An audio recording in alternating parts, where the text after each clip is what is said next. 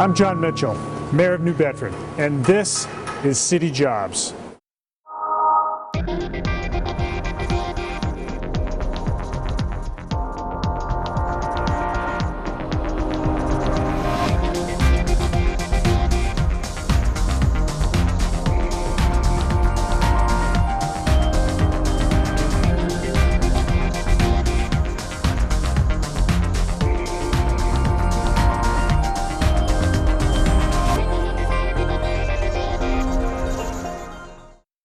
In today's installment of City Jobs, we're going to take a look at one of the most complex systems running in this city, the wastewater treatment system.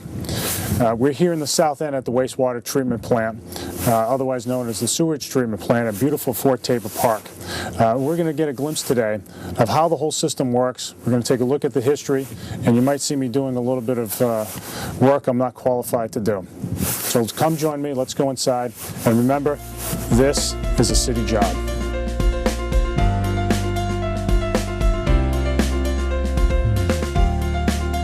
Hi Nick, how are you? It's good to see you. See you. Well, we're here right now with Nick Canero, who's the Assistant Superintendent of Wastewater in the City of New Bedford. And Nick has a special connection here. Not only is he responsible for so much of what happens here, but he also grew up right nearby in the south end on the point, and so you have a special connection to the place. I do. I actually grew up three blocks over. I was a paper boy for 8 years to all the residents nearby. I worked at Me and Ed's, and I worked here for several years. And now, being the Assistant Superintendent of Wastewater for the City of New Bedford, I feel exactly where I belong back home. So you've come full circle. I have. And I'm very excited to have you here. So you have, so you've seen it all. We're not going to ask you your age on TV because that's okay. what that's not what we do on our show. In wastewater years, I'm up there. Yeah, we're up there. But so you remember the place before it was rebuilt in the late 80s, right? Yes, sir. Yes, sir. We woke up in the morning and we knew it was there. And that was by sense of smell, yes, right? Sir. Yes, not sir. by sight so much. Doesn't happen anymore, though. Right, and so, but it has a long and interesting history. Would you tell us a little bit about just how it's evolved in the city over time? Absolutely. In 1910, actually, was the first screening house, which was located on the boat ramp on the West Ronnie French side. Back then, screenings was more than efficient. As the population grew throughout the city, in 1972, they built the primary treatment facility, which was located in the fort behind the military. So it was just so people can picture it. It was actually south of the fort, that big grassy area. Yes, what's now a grassy area, right? It was primary treatment, basic treatment. It was primary sludge settling, shared the contact chambers where they disinfected, and they went out to the bay. And it was more than enough at the time. So, what did that mean? In other words, so sludge would come down and then just be discharged more. The raw sewage would come in. We would eliminate the screenings and remove the grit, which would be sand, gravel, anything inorganic. And then it would follow through several primary settlement tanks, which is like your basic septic system. Anything heavy that our bodies already digested would settle to the bottom, and we would remove that sludge. Anything that was gas, anything that was grease would float to the top, and everything in the middle that our bodies have not broken down already because we didn't digest it properly, we would have to eliminate with using sodium hypochlorite bleach at that time. And but at some point, the Environmental Protection Agency told the city, you Clean Water Act. You can't continue to run what was built in 1972, right? It's got to change, and that was in the 1980s, right? Yes, the Clean Water Act, I believe, was 1987. And so the EPA ordered the city of New Bedford to build another plant. Yes, they did. And after the efforts with the city and the engineering department, they developed this project, which I think is phenomenal, and it does an amazing job. And this was a big issue in the mayoral election back then, right? I believe it was Mayor Bullard. I believe it was. Oh, he's right there. And both of them are on. Yeah, and Rosemary Turney. Bullard and Tierney, both. John Bullard and Rosemary Turney. Rosemary Turney, I believe, was in office when the facility was open, but Bullard was in office while they were building and designing it. Right. And a good shout out should go out to CDM, the engineering firm who designed this place. I've worked here for 10 years and I've seen this place run. I started working here in 1999 as a vocational co-op student, and I got the opportunity to walk around and explore and see what really goes on here, and I was hooked. And I can honestly tell you this place runs efficiently, it's managed very well, and the people who work here take a lot of pride in what they do, and I think you're going to see a lot of that. Absolutely. All right, so we're going to take a little bit of a tour today of the system. Absolutely. We're going to get you involved. I might get involved, right? We're going to have you wear your hard hat and safety glasses. This is a... Do I get to hold my nose while I'm doing this? You won't need to. Perfect. You won't need to. Perfect. This facility is very conscientious on safety. When you look around and you're going to see safety signs everywhere. One thing to remember, when you walk into any of these buildings, have your all your senses working, because at any moment's notice things do change. We can't predict what's coming into the facility, as you know. People do flush a lot of things that don't belong there. So I'm going to ask you about that. That's fine, and that's actually something I hope you do, because the awareness to the public of what does not belong in the sewer system is very important. Well, let's go take a look, shall we? Let's do it. All right.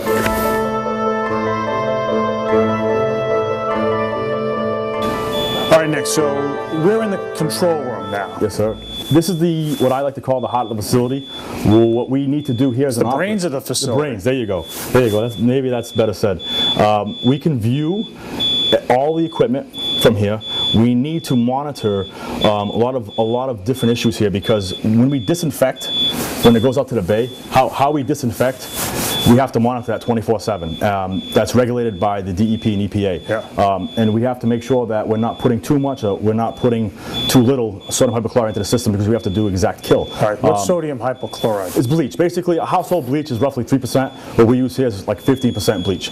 It just does a shock to the bacteria, so before it goes out to the bay, there's no bacteria that will go out to the bay and harm the fish. So you're monitoring, what are you monitoring here? You can monitor everything. Right now we're monitoring flows, we're monitoring wet well levels, which is the sewage that comes in, we're monitoring pump speeds, we're monitoring everything and anything you can think of, that all the controls, all the equipment that is on or off is here. So, and then you can break it down to layers. If I wanted to come in and I wanted to look at my aeration blower, which is what's feeding my aeration tanks, I click on the aeration blowers. Now I see that cell into another layer. This is a SCADA system. It helps us, and it's the brains of the system, like you call it, and it helps us monitor and maintain the system properly and effectively. Yeah, and there are a set of alarms, right? If something goes wrong. And right now there's an alarm going off right now, and that's another good question, because as an operator, I don't know if you ever watched The Simpsons, but you see Bart Simpson working the power plant, and he's got his hands up and his feet up, waiting for the alarms to come in. Right. It doesn't work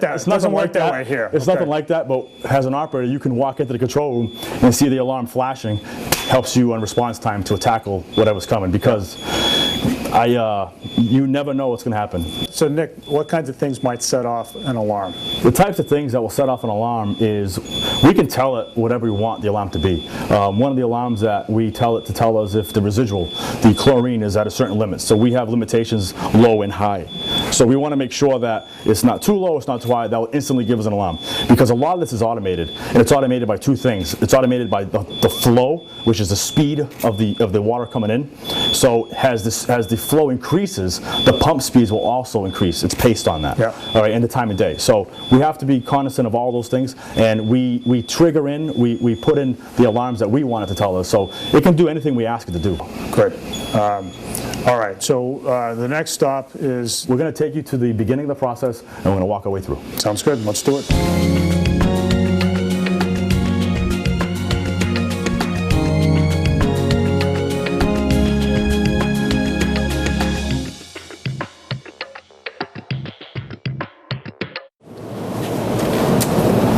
So here we are, we're in the chemical room for the primary air handling unit. So this is where we store the two chemicals, and I want you to notice that there's a strong conscientious of safety here.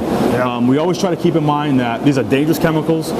When you're working around them or anywhere near them, you got to be ready for anything.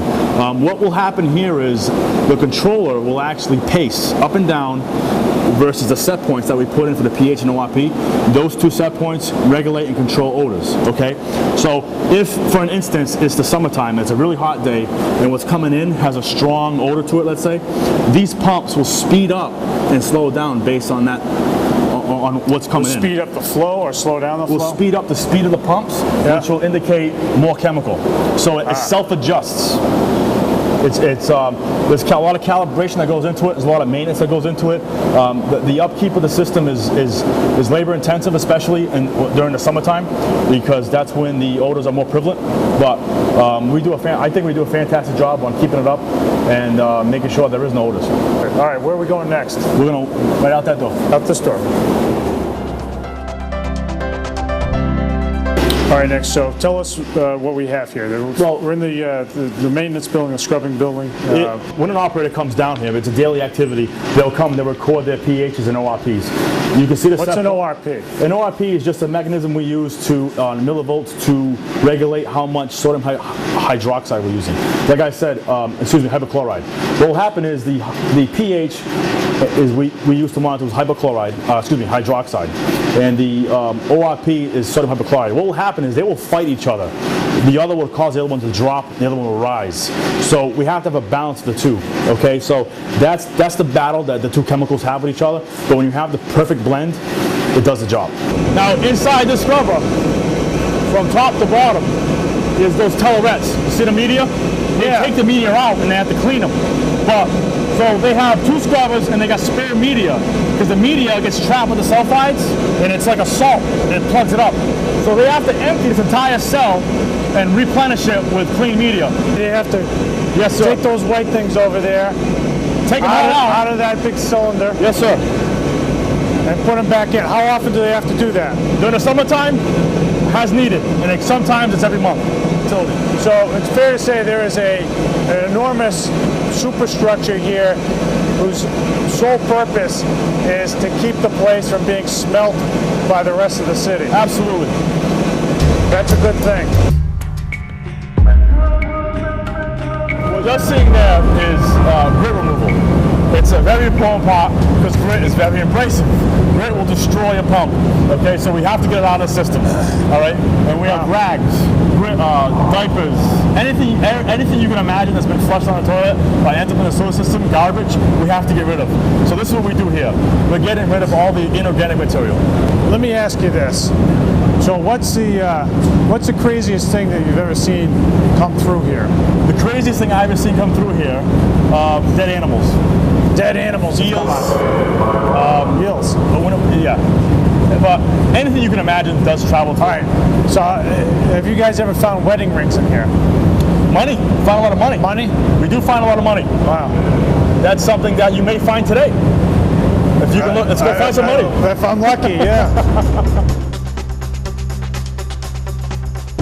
So that dumpster is where everything travels to. Now we gotta rake that dumpster down, because if we don't rake it, it fills up fast. We gotta make sure we level everything off.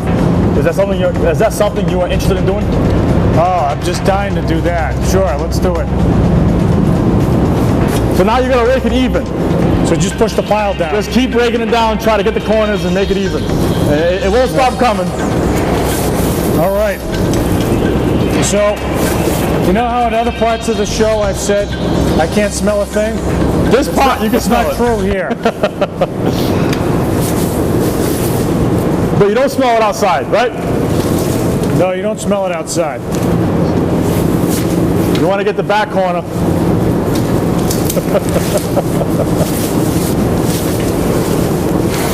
Whoever does this job doesn't get paid nearly enough.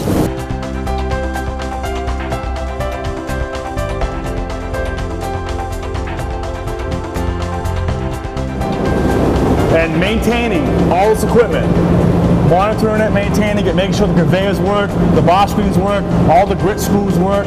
All this equipment has to be maintained very, very regularly. Because without it, can you imagine? Oh, the whole system would get clogged up. Exactly, exactly. Yeah.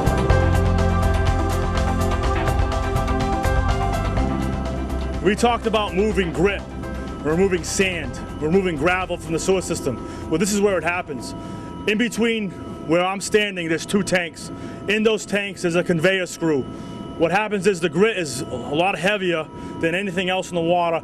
It's automatically gonna sink to the bottom. So that's what it does. And we collect the grit with another conveyor screw, and then we pump it to the conveyor belt, which we saw upstairs. And that's how we remove the grit from the wastewater system.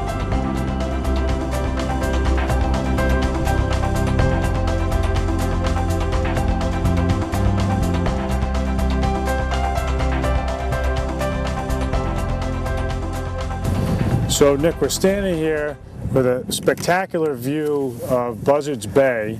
To our back is yet another important building. Why don't you tell us about that? What happens here is, this is it. This is the beginning. If you live in the north end, by the time it comes from your residence or your place of business, it travels through about 266 miles of sewer system, and it has to get to this point. And what this is the very beginning of our wastewater treatment facility. All the sewage comes through an 86-inch diameter pipe. We typically do around 25 mgd, and this is the beginning. So 86 inch diameter, so that's about 7 feet, a little bit more. Yes, sir. Yeah. And we can do up to 75 mgd through there. What's MGD? 1 million gallons per day. I always use a scenario: if you drive your car 60 miles per hour, doesn't exactly mean you're going to drive 60 miles. Right. And 1 million gallons per day is how we calculate flow. I see. And so it comes in. So she comes in right through here, and what we have to do comes in. So that way's north. Is it? Well, come in underneath? Yes, sir. The large interceptor will travel down West Ronnie French Boulevard, where from Cove Street to West Ronnie French, right past Route 18. Yeah. And that's where everything's finally collected, and it travels to this point. I see. And the pumping stations along the way hasten the flow. Yes, sir. There's 29 pumping stations throughout our city. What those pumping stations will do is they'll take all the gravity sewers, and once they are pumped from a pumping station, it will pump it to a force main, which will go to a large collector, which will travel here. Well, welcome to the city of New Bedford's one of their pump stations. We have 29 pump stations total throughout the entire city.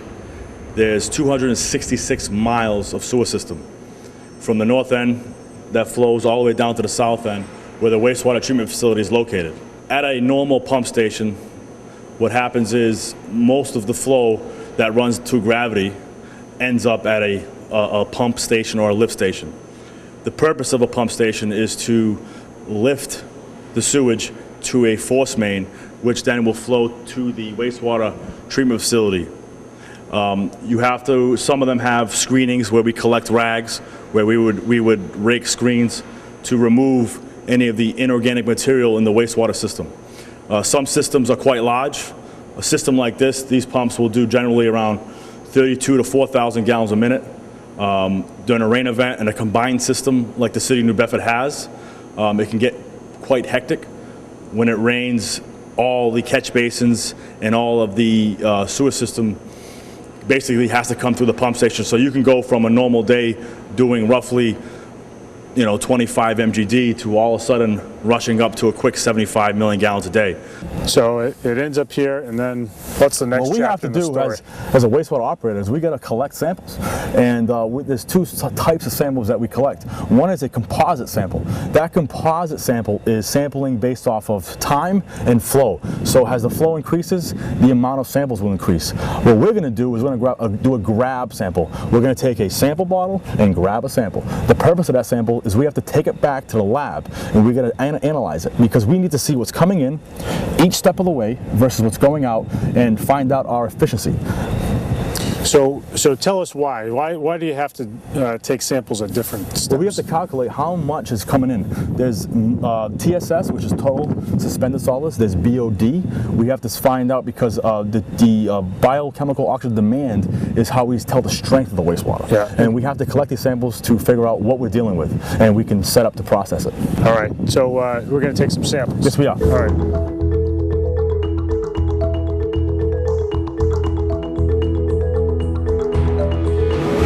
All right, Nick, so tell us what this station is right here. Right now we're at the primary settling tanks. We're at where the primary sludge pumps are. 24/7, 365, we pump sludge. In these rectangle primary settling tanks, what's going on is there's a large clarifier, there's chains and collectors. If you can picture a bicycle chain with a sprocket, okay, and a large flight, which is a large fiberglass bar that travels through the system, scrapes the bottom of the tank. All the heavy sludge that our body already broke down sinks like a rock. Yeah. Okay? And it scrapes it to the bottom and brings it to our pumps. Okay? And these pumps are pumping all the way down to be dewatered. So what we have to do here is we have to grab a sample to bring it to the lab so we can find out how much sludge we're talking about. Okay? Now, The job is very, very complicated. You open it up, you wait a while, and you grab a sample. Okay? So why don't you open up pump number 7 and take a sample. You want to wait because that sample has to travel all the way through the pipes until it gets fresh, because the old sample that was grabbed earlier in the shift is still there. I see. So just open it up, you'll see the change, and then grab a sample. All right. Ready, tighty, lefty, loosey. I'll tell you when. Now it does look clear because remember it's running 24/7. Yeah. We don't want to pump heavy sludge. Yeah. There you go. So you're ready. I'm ready. Fill it up. I'm going to turn this down just a little bit so it doesn't splash.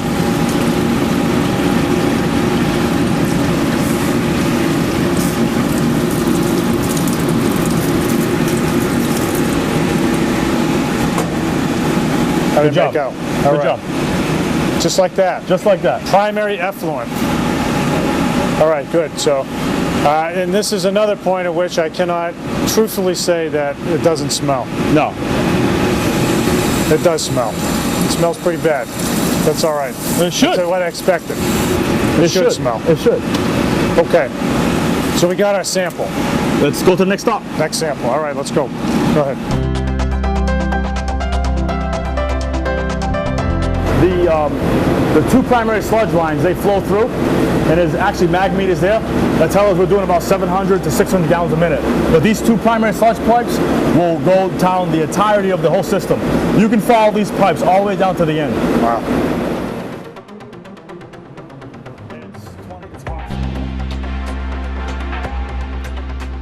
Yeah, so you separate the water off the top, right? And then the scum is here. That same blade that's following the scum on the bottom, excuse me, the sludge on the bottom, then comes around and scrapes the grease on the top. And that grease ends up in this pipe, ends up in this tank where we pump it and remove it from the system. These are the pumps. So where does that go? We blend these 2 together and we dewater it in the dewatering building. So you put the grease and the sludge together? Yes, sir.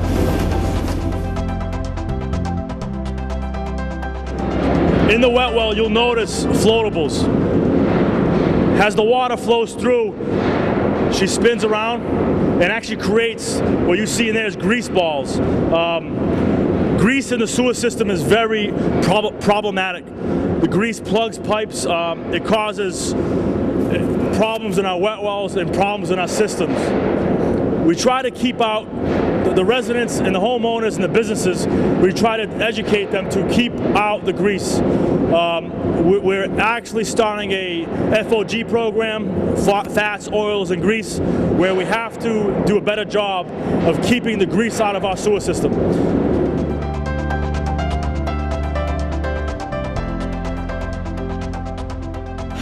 Now these are the blowers. These take the air from the outside and they maximize it with about 4,000 to 5,000 SCFMs, and that's the amount of pressure or air that's being put into the basins.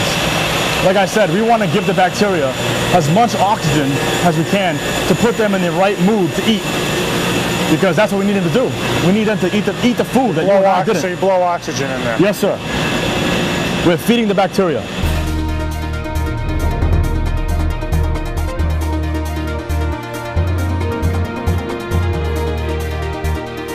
Pretty amazing. So what we're going to do is I'm going to grab one of these. I'm going to grab just one. All right. And we're going this way? Yeah, we're going to the sinks. All right. Let me just pour this out for you.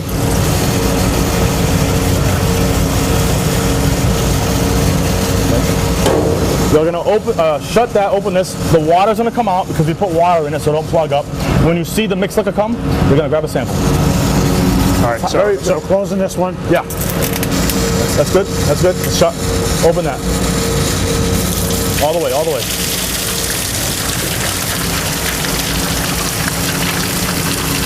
Yep. You want to get it so it's a good stream. That's a good stream. Yeah. Now, what this is a mixed liquor sample. In the aeration basins, we talked about turbulence. We talked about everything. Kind of looks like a frap, but that's no frap. No, it's not a frap. No, smell it. What does it smell like to you? Not like a frap. No, no. What does it smell like to you? It's the first thing you might think of. I don't know. It's a musty, Yeah. it's a dirt, earth-like odor. Yeah, yeah. That's a normal, healthy, activated sludge. Okay. Okay? The purpose of that, me asking you what it smells like, is because when you give It oxygen... doesn't smell like sludge. No, when you give oxygen to the bacteria, it's healthy. It smells natural, okay? And that's a correct odor for this. Now, we're gonna grab a sample of a 2-liter bottle, which is right there. So you can fill that up to 2 liters. Hey, you didn't tell me. Hey, let's turn this down, will you? You can't shut it down because it compensates the sample. So you can do it for television. Nice and easy, nice and easy, nice and easy. There you go. Now put that down, there you go. All right, you shut that. Open the water, all the way. Beautiful, beautiful, beautiful. Okay, so now, let's take that over there. So we're gonna put that down on the table. Now what we did earlier is we grabbed samples an hour ago. Because what we do is we have to record how fast the sludge settles, okay? Because we're trying to emulate what happens in the next process. So we already added the oxygen. We already put the bugs to work. They've eaten all they can eat. Their bellies are full. The next process is the final clarifiers. What the objective of final clarification is to let the bugs settle out again, slow everything down. Those guys have worked really, really hard and they're ready to relax. So we're giving them the sofa and television to do it. So they settle out. So we need to see how fast they're going to settle, if they're going to settle at all, because different bacteria do different things. Okay, so right here, you can see how the sludge has settled out. You can see, what does it look like on top? Not a lot of scum, right? No. So this, what you're seeing here is what's happening in finals. The sample that what in finals? Final clarification. The sample that you grabbed, we have to watch and we have to watch and see how fast does it settle. Just by looking at the flock of the bacteria, you can tell if it's young. You can tell if it's old. You can tell. So somebody eyeballs all those things Yes, here sir. at this point? Absolutely. An experienced eye can tell you the age of your sludge and how well it's working just by looking at these. All right, so what happens? So let's Right now, you grab the sample, you would have a chart in front of you, and you would record its settling rate every 5 minutes. And you would take some samples, and you bring it back to the lab, and they would look at it under a microscope, and they would look at the bacteria count. They would see what kind of bacteria is in it, because there's many different kinds of bacteria, and we need to regulate which ones we have, because not all are good. Okay, if we had a bad bacteria, upset stomach, the sludge wouldn't settle properly. And if we had sludge up here, what would happen? It would continue on to the next process, which we can't have. This sludge will stay. We do two things with that. We return some back to the party, and we have to get rid of some. How much do we return and how much do we waste is up to all the testing that we do here. I see. So we're gonna RAS, return activated sludge, or we're gonna WAS, waste activated sludge. Now, how much we keep? That. That's the return. How much do we send back? Yeah. Because we have to keep returning these boys back to work. Yeah. All right, boys and girls. I apologize. We have to talk about the bacteria. Bacteria. Yeah. I talk about bacteria as if it's a living thing, because it is. It's like you and I. Yeah. It has a job. It has a job, and its job is to do two things: eat and reproduce. And how much of that?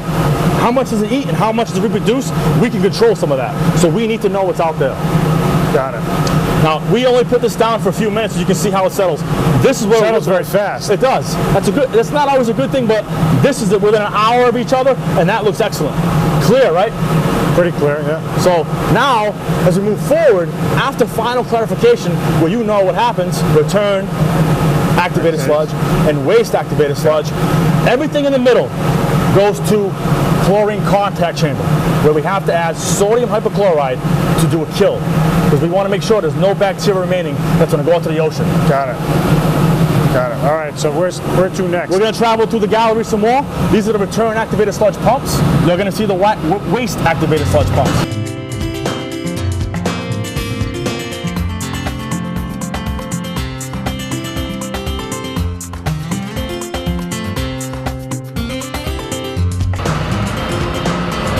Now these are the waste pumps. These pumps are running 24/7, 365 again. We're returning right now roughly 8,000 gallons a minute of bacteria. It goes back into the system. It goes right back to you and I saw the beginning of aeration. Now maintaining these pumps is crucial, right? There's a pump ready to go. That pump has been rebuilt on staff. by the professionals here. They order all the parts in advance, they put it all together, and it's ready to go.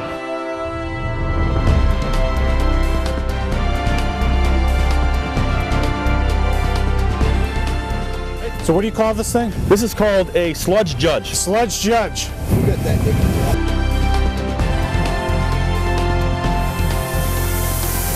I got it. So kick that. There you go. We walked in now. And here we go. So you're going to do a DOB. This is, now, if it's snowing out, if it's a hurricane, no matter what, you still got to do this. Remember that. you got to do this in a hurricane? All the time. It's very important. This is, Now remember, keep that nice and tight so you can feel the bottom. Feed it down slowly. When you feel that bottom, you'll see the rope kind of give away. Bring it up. There you go. Feel it? Now bring it up to the sunshine so you can see it.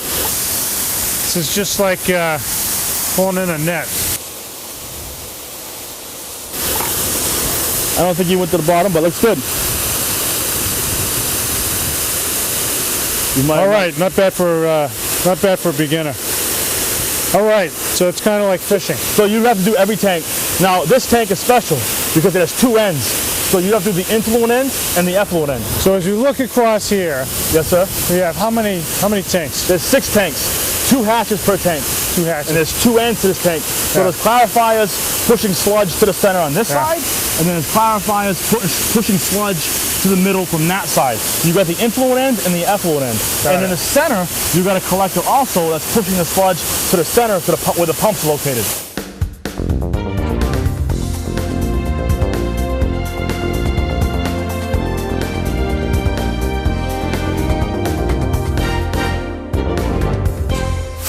So Nick, we're getting close to the end of the line here, the final product, where you guys distill out the water that ends up being discharged how far out is the outfall? It's just on the 4,000 feet. 4,000 feet out into Buzzards Bay. Now, we're here now with John Caron from Veolia Water. John is the manager of Veolia Water for the site. The city of New Bedford contracts out to Veolia Water for the management much of this place. Veolia is a national company that plays a big role in wastewater management. They do it here in New Bedford, and they do it very well. So John, we're right at the point now where water is being distilled out, chlorinated. Can you tell us a little bit about the process? Well, as Nick covered up pretty much in the secondaries, we've clarified the water, and we've made a clear supernate. So now this water is coming in for disinfection. It still contains bacteria, so at this point we need to contain it in these tanks for a detention period and expose it to chlorine. Chlorine kills the bacteria, and chlorine is also harmful to fish, so we also, then the next step is to take that chlorine out of the water with sodium bisulfite. So we chlorinate, kill the bacteria, and you may recall in summer you have fecal coliform counts periodically, and that's what causes beaches to close. So we test that parameter every single day on our effluent to make sure our fecal coliform is 0 or as close to 0, and it's permitted by the state. So we verify that it's, the bacteria is killed, and then we dechlorinate the water with the sodium bisulfite, and then out to the ocean discharge. So how is it? So the outfall is 4,000 feet out. It's just a big pipe, and pumps way offshore. So nearly a mile offshore. Mm-hmm. And it's all by gravity. All by gravity. So when the influent pumps, once they lift at once, you can see the profile of the plant. It steps down, and there's sufficient head pressure from the level of the pushes it right out. Pushes it right out by gravity. Yeah. And is that maintained from time to time? At all? As far as there's no diffusers, it's just a straight pipe. I see. They've actually had scuba divers go in and videotape it. I've actually watched that film. The last time I believe they did it was 1998. And how big is the pipe? How wide? I think it's similar to our influent. It's 86 inches. 86-inch pipe. And so that's where it ends up, out in Buzzards Bay, pretty far out in Buzzards Bay. We're going to go take a look at that right now. We're going to go dive down. Let's get our scuba gear. It's the next stop. I don't think I'm doing that. Not today, at least. Not today. Yeah. And then there's a sludge product as well. Yes, sir. All right, so tell us a little bit about what happens to that. Well, In the dewatering building, which we're going to go after, we'll be going shortly, you're going to see how we actually take the primary sludge, we take the waste activated sludge and all the grease and scum that we removed, and we have to dewater it. We have to strip as much water out as possible, so when we ship it out of here, it's less expensive for the city. All right, and so we'll talk about how that's shipped out. Absolutely, you'll see all that. All right, so let's take a look at that. Let's take a look. So Nick, we're at another testing point now. Absolutely. Tell us about it. This is our final effluent composite sampler. Again, it's sampling by time and flow paste. What we're going to do right now is we're going to do a grab sample, and we're going to check out our effluent quality. So why don't you take out the hose from the effluent sample bottle?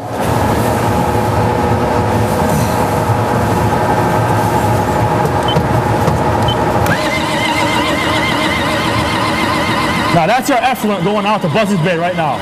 You saw it in the beginning, you saw it travel through each set of primary settling, aeration, final clarification, now chlorine contact chamber, and this is the final product. What do you think, Mr. Mayor?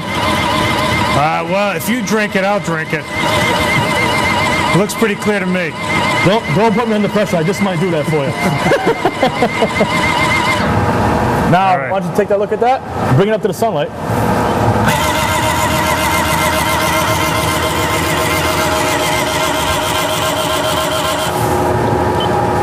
So this is what gets discharged into the ocean. This is it. This is our effluent quality. Looks pretty clear to me.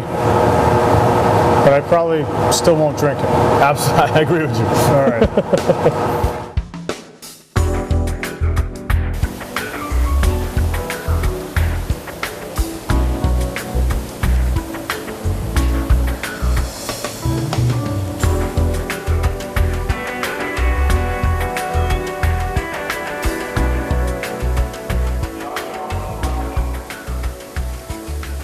Now, you ready for this? I'm ready for this. Everything that we removed, we talked about primary sludge, we talked about waste activated sludge, we talked about scum, okay? It all went to the gravity thickener. The big ice cream cone we talked about briefly. Yes. Now, what happens in the gravity thickener, all that processed sludge that we brought over here, it's got to settle out some more. So we want to maintain about 3.5% from that gravity thickener. What does that mean? 3.5%? We want to make it, so you saw the sample, it was more liquid than anything else. Yes. We want to try to obtain more of a solid base. Yeah. So a 3.5% solids is just 3.5% of a solid form. Yeah. What you saw earlier was mostly all water, probably about 0% solid, right? So by doing it, by putting it all together in one basin, the ice cream cone, it graduates down to the center, okay? And now we have to pump it. But we want to maintain about an 8 to 9% solids. In order for us to do that, we got to run it through a gravity belt thickener. And that's what this is. What we do is we add the liquid, the chemical, polymer. If you took a drop of molecules and you put a drop of polymer on it, it will flocculate. Okay, so that's what we do. We add polymer. I mean, it binds together. It binds together, exactly. Which will do what? Separate the water. Yeah. Okay, so the solids stick together and the water is left to the side. So you can see all the water draining through the filter because the sludge is now traveling through the filter and the liquid is draining out of it. And this is the final product. What we have to do as operators, we got to take a sample of it and we got to test its moisture balance. So what you're going to do now is you're going to put a little bit in this bottle just by solid? Of solids, absolutely. Awesome. All you got to do is just put it there and grab some. All right. Take a little more on that. There you go, perfect. So now you want to put your cap on it. You want to stay clean. And now we take it to take a burn, which will tell us the percent solids. There's a scale downstairs, and I'll show you how to do that next. All right.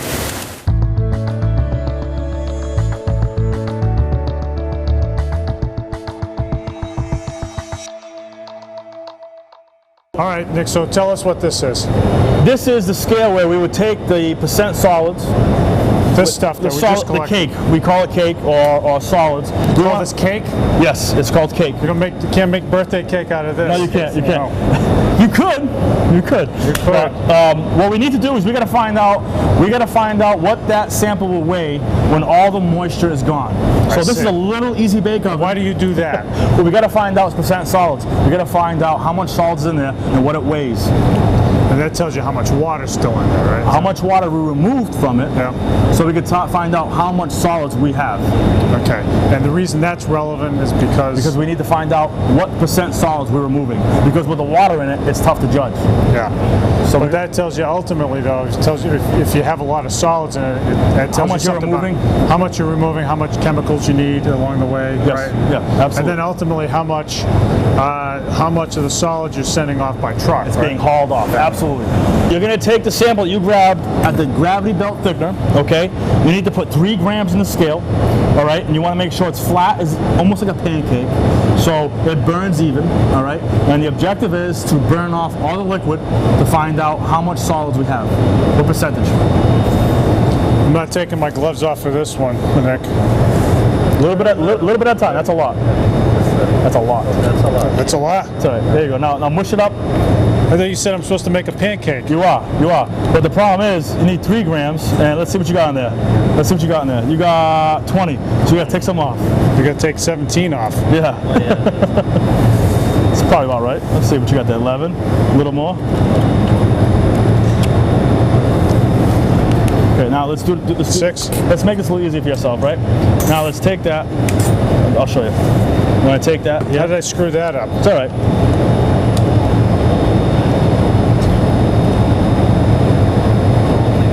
Yeah.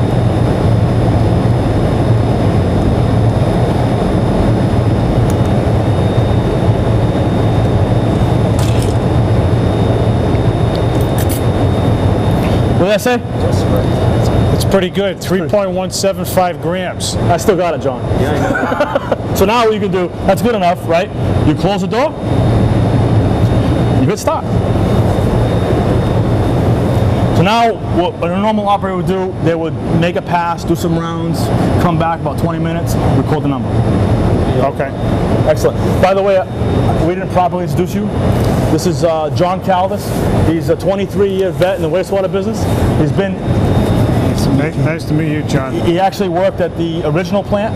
He started, I believe, 1990. Yeah. 1990. Yeah. He was one of the first operators to train me. We're very happy to say that we've worked with John, and he's been retiring this year in July. And we wish him the best. Thank you very much, John, for your service. Thanks for all your service, John. Thank you. Appreciate it. You've seen a lot of changes along the way, that's for sure. Yeah. Good. As you look down the line here, you'll see about what looks like 50 or 70 valves. You could get lost in the valves. So you gotta make sure you follow your finger and you watch exactly where you're going, which valves are open and which valves are closed. And you have to basically mentally visualize where you're taking it. And you have to be very careful. Making a mistake with sludge is one that will not be forgotten.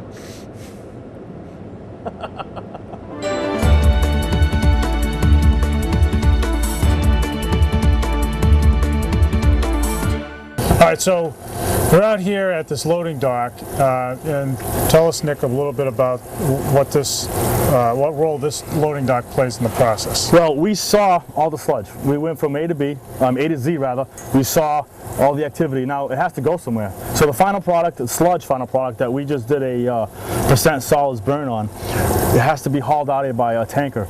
They get removed out here in 9,000 gallon tankers. We do about 450 tons a month of solids that gets hauled out of here. So if you think about that, Where does it all go? it goes to be incinerated in Woonsocket. In one socket. We have a sludge contract with Synagro, and they haul it out here and they incinerate it. And that's the end of the line. And that's where it gets, yes, absolutely, yes, sir. The old facility, they had an incinerator on site. They would burn it there. We don't do that here. No, we don't. Thankfully, we don't. No, we don't do that anymore. That does complicate things quite a bit. So how many trucks a day? Oh, well, it varies, to tell you the truth. I mean, sometimes you can have 20 to 30 trucks, and some days you get about 10 to 12. Yeah. You know, it does vary.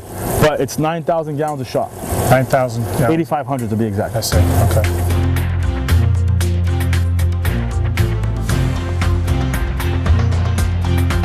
All right, so Nick, we're here with Kathy Lamalot at the lab.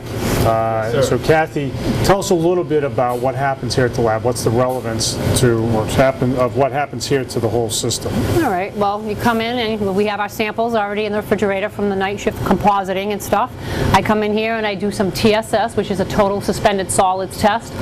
If you can see over there, I have some bottles, and we do weigh-up filters. and we see what kind of solids is coming through the plant and how clean our effluent is, and our primary and our influent. We do a formula, and we'll get to see basically how much solids are in that sample. So just one question. So you do a lot of testing along the way, and one of the things Right. that you make sure of is that what's going out into the water ultimately complies with the Environmental Protection Agency permits. And those permits say how much bacteria and how much other stuff can be discharged into the water. If you go over a Right. certain limit, then we It's a violate the violation, permit. right. So we have to make sure that Yep. what goes out is more or less clean. Yep, that's basically it. And what we have here is, in my layman's terms, a before and after picture. And a middle. Yeah, before, middle, and after. Yeah, yeah. So that's what without the sludge, that's what it looks like coming in. And Yeah, that's our raw storage. Yep. And that's what it looks like after the primary system Yep. handles it. And then this is what it looks like when it goes out into the ocean, when Right. it's discharged. Right. Yep. Now, and you do some testing along the way, right? So there's Correct. testing here, there, Right, as yeah. well as other points. Right. Yep. This has a BOD test that we do. We do a TSS on these three. We do a fecal coliform, which is a grab. It's not out of the composite. Yeah. Certain testing, we have grab samples. Certain testings, we have composites, which is a 24-hour composite. What's the difference? The composite is a 24-hour composite, which is into a container that's sampled throughout the night and the day. And a grab sample is when you just go get a container and you go out and you grab it at a certain time. Yes. Right. Okay. Right. And so, when you're here in the lab, how many people work in the lab with you? It's Dominic, Galati, and myself. Yeah. And so this is a how many day a week operation? 7 day a week. So you're here every day. Or somebody. I'm here from every day. Tuesday through Saturday, and he's here he works like Friday. He has Friday and Saturdays off. Sunday through Thursday. So things are constantly getting tested. Constantly, yes. Yeah. Well, good. Well, thank you for that explanation. I think it's important for the public to know that what happens here is closely monitored 7 days a week, so that what gets discharged into the environment is not harmful to the environment or harmful to people. So thanks a lot for My pleasure. for that explanation, Kathy. you. We appreciate it. Thanks. Well, Nick, let me thank you for the tour. This has been very informative for me. I hope that it's been equally informative for our residents. We have an incredibly complex system here that sort of exists below ground in the city and then out here on the point. We're concealed from our park by trees and landscaping, but it's a massive system that is easy to take for granted. You turn the sink on in your house and the water goes away, or flush the toilet, whatever, and that feels like the end of it, but there's so much more after that. As someone who, when you say that, that's kind of what I want. I want you to flush a toilet and never think about it again. And if you can do that, that means I'm doing my job correctly. So, Nick, after this, I'm convinced that you should host your own TV show for cable access. Okay, we'll see about that. We'll see if Mr. Commissioner thinks that's okay. We can do that. We can moonlight. We can arrange for that. My schedule these days are pretty intense between my wife and Ron. I don't know if I have enough time for that, but maybe we can make some time. Well, we can find a way to make that happen if you're good with it. But again, this is it's a very complex system. It isn't just a matter of everything draining out into the ocean. If that were the case, we would have our waters here would be contaminated. We would have backups all the time. We'd have a far lower quality of life in the city. And as it turns out, because of the modern system we have here and the very effective management that we have here, we've got a cleaner environment, and it doesn't cost taxpayer dollars what it otherwise would. Mm-hmm. So it's great to see, and I hope everybody's had an opportunity, will have had an opportunity after the show's over to appreciate that just a little bit more. But thanks for all the hard work you do. Thank you so much for coming down, and I appreciate it. Thanks. It's nice to be acknowledged. Thank you. Thank you. Thank you, everybody.